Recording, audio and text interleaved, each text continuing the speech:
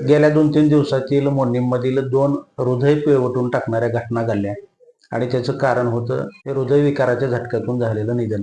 खरं तर मोडणीमकर याबाबत हळहळले सुद्धा आहेत आणि त्याचबरोबर चिंता आणि भीती सुद्धा एकीकडे मोडणीमकरांच्या मनामध्ये आहे की हृदयविकाराच्या झटक्यानं निधन झालेल्या या 2 घटनांमुळे मोडणीमकर अक्षरशः एका वेगळ्या चिंतेत आहे.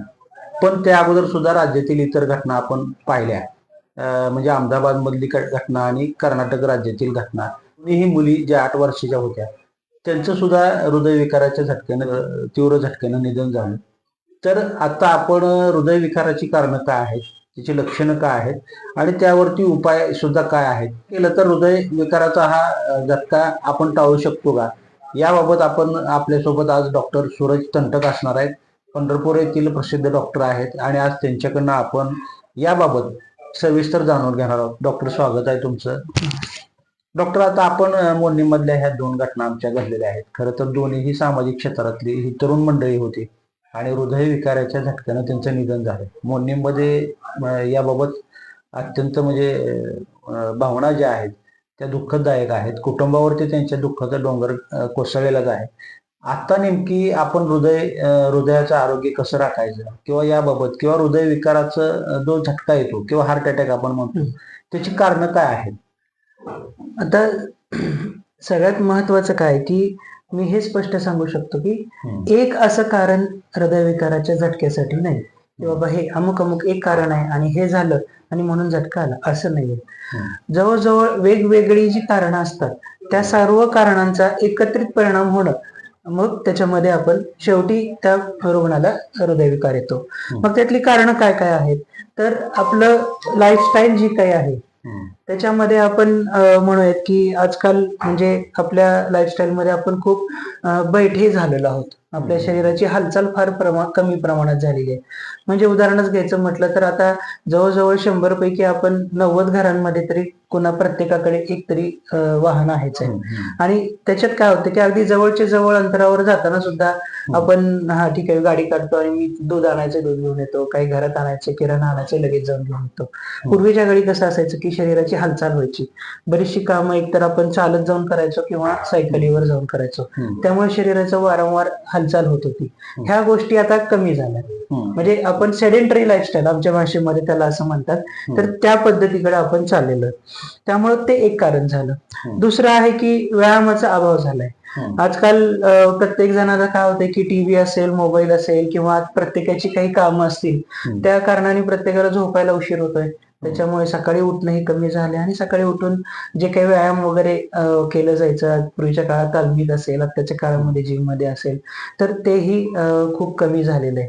आणि ह्याच्यात एक्झॅक्ट उलट पण झाले की काही तरुणांमध्ये खूप जास्त हार्ड जिम केल्यामुळे त्याचाही हृदयावर जास्त बॉडी घेण्यासाठी काही प्रोटीन खाणं म्हणा असेल किंवा खूप आपल्या क्षमतेपेक्षा जास्त वेट उचलणं असेल, ह्या गोष्टींनी पण हृदयावर ताण येतो. त्यामुळे बॅलन्स मेंटेन करणं, समतोल राखणं हे खूप आवश्यक आहे. व्यायाम न करणं हे पण जेवढं वाईट आहे तेवढं आपल्या शरीराच्या कॅपॅसिटीपेक्षा जास्त व्यायाम करणं हे सुद्धा तेवढंच नुकसानीचं आहे. हे कारण झालं. दुसरं कारण म्हटलं तर आपण म्हणूयात की अन्नामध्ये आपण म्हणत तर खूप फास्ट फूड असेल, बेकरीचं फूड असेल, पॅक्ड फूड असेल, हवाबंद पाकिटातले आपण पदार्थ म्हणतो त्याला, तर हे खाण्याचं प्रमाण अगदी लहान वयापासून बऱ्यापैकी वाढलेलं आहे. म्हणजे आता एक साधारण 10 ते 15 वर्षापूर्वी म्हणा, आपल्या घरामध्ये किती वेळा बिस्किट यायची, किती वेळा खारी यायची, किती वेळा चिप्स कुरकुरे हे असे पदार्थ यायचे, बघायलाही नसायचं ते. पण आजकाल गावात शहरात तर सोडा, अगदी खेडे वस्तीमध्ये सुद्धा हे मोठ्या प्रमाणामध्ये उपलब्ध पण आहे आणि ते तेवढं खाल्लंही जात आहे. तर ह्या सगळ्या घटकांचाही आपल्या शरीरावर हानिकारक पदार्थ येतो, हानिकारक इफेक्ट येतो. त्याच्यानंतर दुसरं गोष्ट म्हटलं तर व्यसनं असतील, तंबाखू, बिडी, सिगरेट, त्याच्यानंतर काही मावा, काही जण गुटखा खातात, दारू पितात. ह्या सगळ्या व्यसनांचा पण शरीरावर तेवढाच वाईट असर होतो. आणि ह्याच्यानंतर आपण म्हणूयात की ताण. आजकाल असं कुणीच नाहीये की ज्याच्या आयुष्यामध्ये ताण तणाव नाहीयेत. ते ताण तणाव आपल्याला कमी करणं, मग ते कोणत्याही पद्धतीनं असेल, ध्यानधारणा असेल, मेडिटेशन असेल, कोणी प्रत्येक कोणत्याही गोष्टीचा अवलंब करू शकतं, कोणी श्री रविशंकरांचं आपण करू शकतो, कोणी योगाचं करू शकतं. पण असे वेगवेगळे आपल्याकडे उपलब्ध आहेत. अगदी पूर्वीच्या काळामध्ये आपण म्हणायचो की रोज हरिपाठ म्हटला जायचा. हरिपाठ हे एक प्रकारचं ध्यानच होतं की ज्याने आपला ताण कमी व्हायचा. पण त्याच्यापासून आपण ही नवी पिढी सगळी दूर चालली आहे आणि ह्या गोष्टींनी ताण खूप वाढतात. आणि मग आता हे कारण झाल्यानंतर बाकीचं एक म्हणजे कुणाला शुगर आहे, कुणाला डायबिटीज आहे, कुणाला बीपी आहे, कुणाला कोलेस्ट्रॉलचा त्रास आहे. ह्या सगळे जे आजार आहेत ते जर आपण कंट्रोलमध्ये नाही ठेवले तर ह्या सगळ्या ही जी आता मी कारण सांगितली 5, 7, 10 कारण, त्या कारणांचा एकत्रित परिणाम होऊन आपण म्हणतो की हृदयविकाराचा झटका येतो. हृदयविकाराचा झटका जरी आपल्याला दिसतो की आत्ता चांगला होता आणि झटका आला आणि त्याचा मृत्यू झाला, पण ते होण्याची सुरुवात ही बरीच आधीपासून झालेली असते. म्हणजे आता तुम्ही थोडक्यात सांगायचं म्हटलं तर आपण कारण जर शोधायची म्हटलं तर avoid vehicles, minimum exercise, daily do the minimum exercise, avoid street food, म्हणजे काय बिस्किट्स असतील किंवा रस्त्यावरचे वडापाव, कुठलंही जे कुठलंही तयार झालेलं अन्न आपण जास्त प्रमाणामध्ये खातोय ते नाही खाल्लं पाहिजे. आणि सगळ्यात महत्वाचं म्हणजे ताणतणाव, आता जीवनशैली जी आहे ती ताणतणावाची जायला पाहिजे. त्यासाठी मेडिटेशन दररोज करणं गरजेचं आहे. हे जर आपण असं केलं तर आपण त्या हृदयविकाराच्या झटक्यापासून वाचू शकतो असं, किंवा कमी करू शकतो, त्याची तीव्रता वाचवू शकतो. आणि जर लवकर आपल्याला त्या गोष्टींमधून कळलंच तर त्याच्यापासून होणारे धोके आपण टाळू शकतो. आता ही झाली कारण. पण आता एखाद्याला आपण असं, तुम्ही आता म्हणाला की ह्याची स्टेप बाय स्टेप सुरुवात झालेली असते, परंतु ते लक्षात येत नाही लवकर. मग तशी आपण ओळखण्यासाठी हृदय विकाराचा आपल्याला आजार आहे किंवा त्यापासून आपल्याला तसा अटॅक येऊ शकतो, हे ओळखण्यासाठी लक्षणं काय आपण म्हणून काय सांगाल?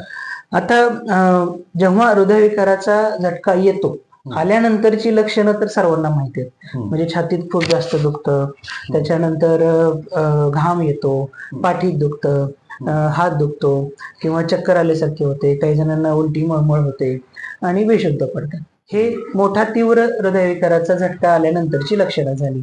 पण ज्यावेळी हृदयविकाराच्या आजाराची सुरुवात असते किंवा एक छोटासा कमी तीव्रतेचा आपण माइल्ड अटॅक ज्याला म्हणतो तसा असेल तर त्याच्यामध्ये बाकीचीही लक्षणं असू शकतात. अगदी साधं सोपं का म्हटलं तर अगदी ऍसिडिटी, पित्त झाल्यासारखं छातीत जळजळणं हे सुद्धा एक हृदयविकाराचंच लक्षण असल्यासारखं असतं. तर ते एक आपल्याला त्याच्याकडे लक्ष ठेवलं पाहिजे. फक्त मला जळजळते म्हणजे मला पित्तच झाले असं नाही.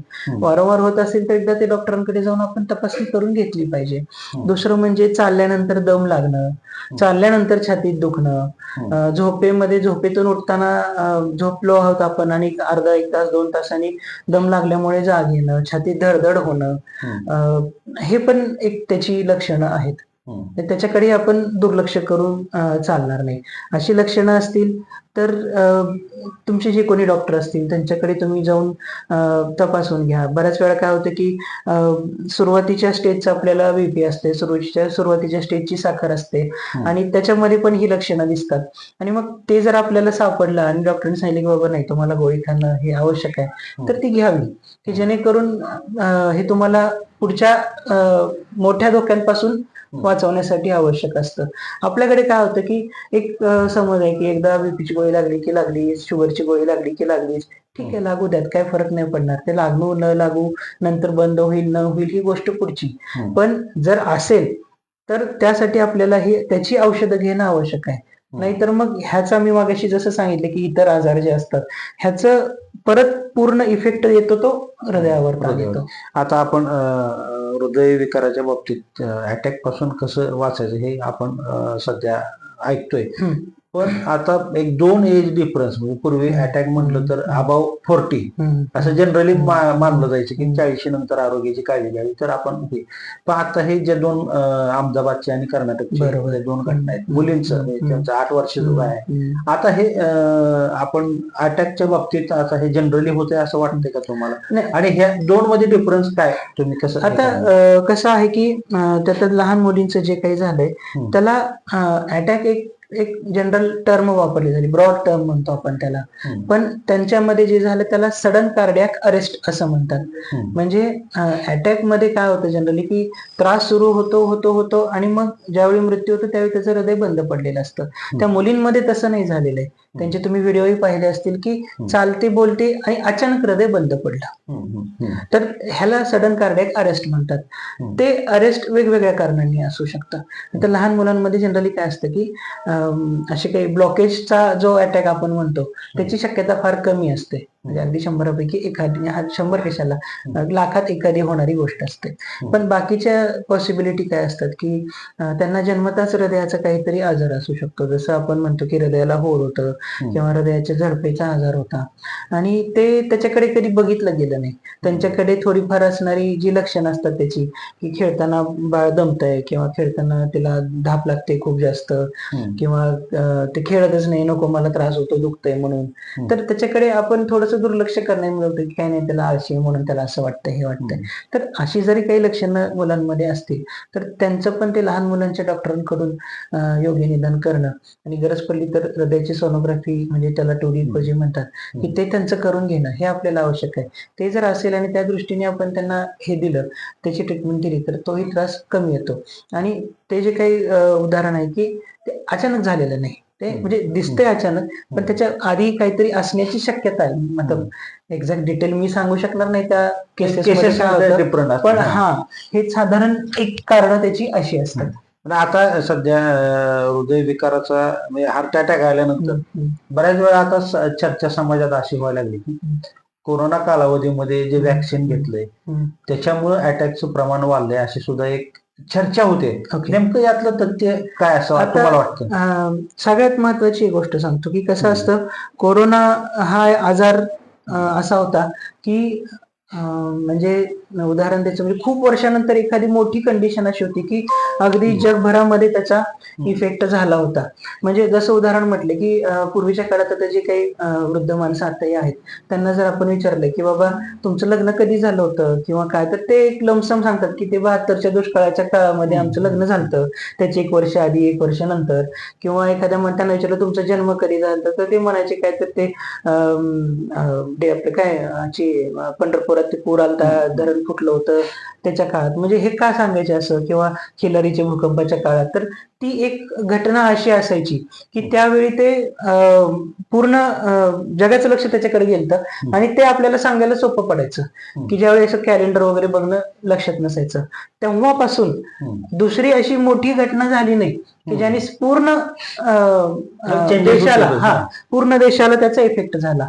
त्यामुळे काय होतं की कोरोनाच्या आधी समजा त्यांना थोडंफार दुखत असेल, पण आता आम्ही पेशंट बघतो ना, कधीपासून हातपाय दुखतात, कारण ते कोरोनापासून दुखतात. त्याच्या आधी पण थोडेफार दुखत असतील पण तेव्हापासून त्यांना जाणवलं, हे एक कारण आहे. आणि जे काय आता समज आहे की ते त्याची लस घेतली म्हणून झालं, तर आतापर्यंत तरी कुठं असं शास्त्रीय प्रमाणाने सिद्ध झालेलं नाहीये की हे लस घेतलेल्या लोकांना जास्त झालेलं आहे. हा, ज्यांना कोरोना होऊन गेलाय त्यांच्यामध्ये काही प्रमाणामध्ये ती शक्यता आहे की होत असेल, पण आहे ही शक्यता आहे, हे सिद्ध झालेलं नाहीये.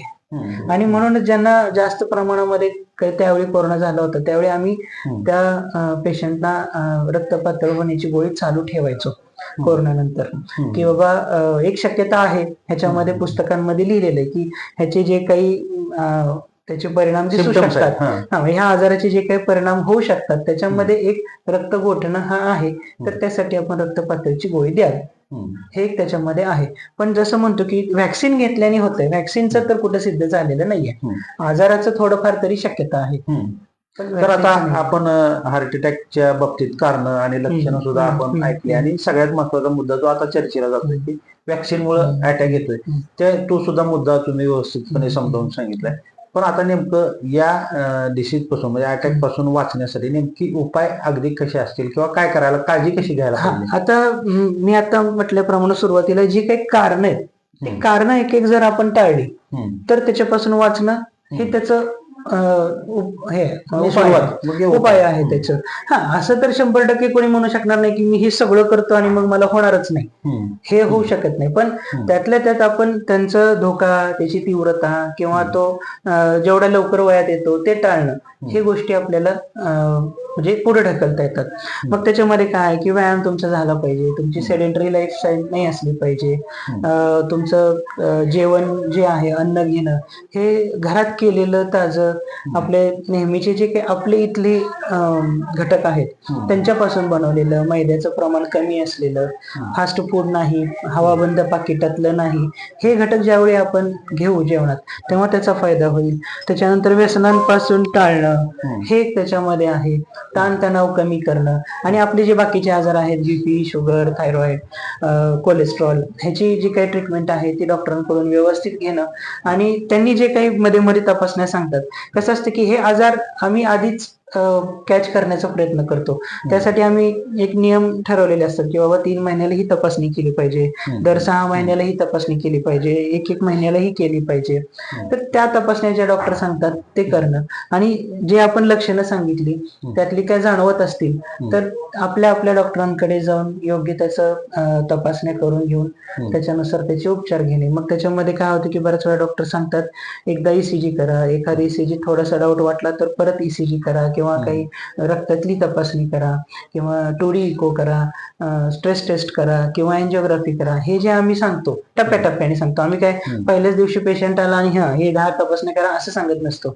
बेसिक तपासणी करून पाहतो, त्यांनी काय होतंय का हे करून पाहू, ते पाहू, असं हे जे काही आहे ते त्यांनी सांगितल्याप्रमाणे ऐकावं आणि त्यांच्यानुसार आपलं ठेवावं, की जेणेकरून हे मोठा धोका आपला टळून जाईल.